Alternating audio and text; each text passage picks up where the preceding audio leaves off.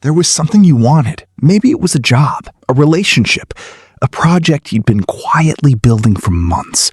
And at some point, when it started feeling real, when success was actually within reach, you found a reason to stop. Psychologists call it self-sabotage, but that word makes it sound intentional, like you sat down and decided to ruin things for yourself. That is not what happens. What happens is quieter and far more sophisticated than that. Your brain, running its permanent background program of threat detection, identified something dangerous, not failure, something worse than failure.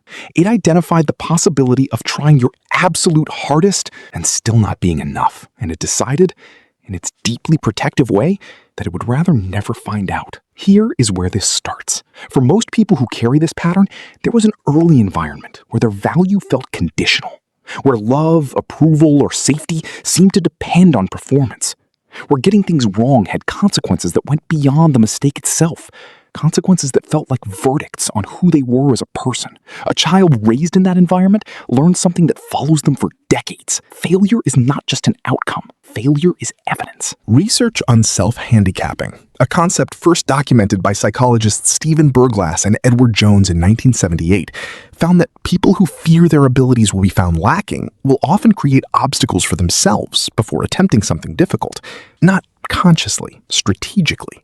If you perform poorly and there was already an obstacle in place, the failure is explained. Your ability was never truly tested. The verdict about who you are never gets delivered. This is the hidden logic of self-sabotage.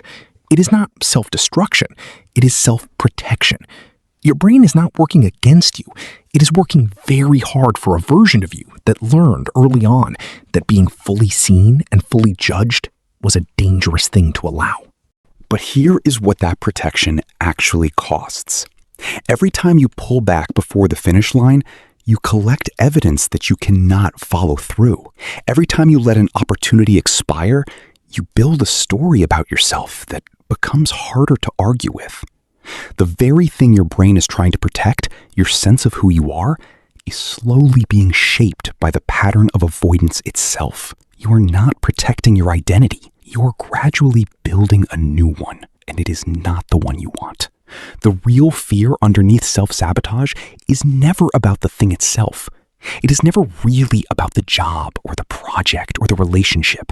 It is about what failing at those things would confirm, that you are not smart enough, not talented enough, not worthy of the good things.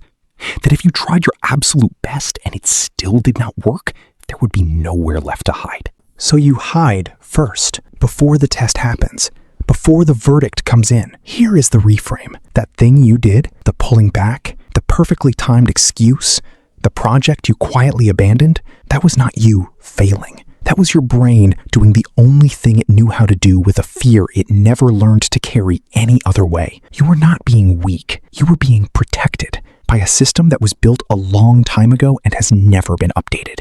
The update is this. Trying and failing does not tell you who you are. It tells you what did not work this time. Those are not the same thing. They were never the same thing. Back to that moment when success felt close and you found a reason to step back. What if the timing was never the problem? What if you were simply standing at the edge of something real and your brain did what it always does when things get real? What if the only thing that was ever in the way was a protection you no longer need? If this resonated with you, subscribe. And if you know someone who keeps getting in their own way without knowing why, share this with them. It might be exactly what they needed to hear.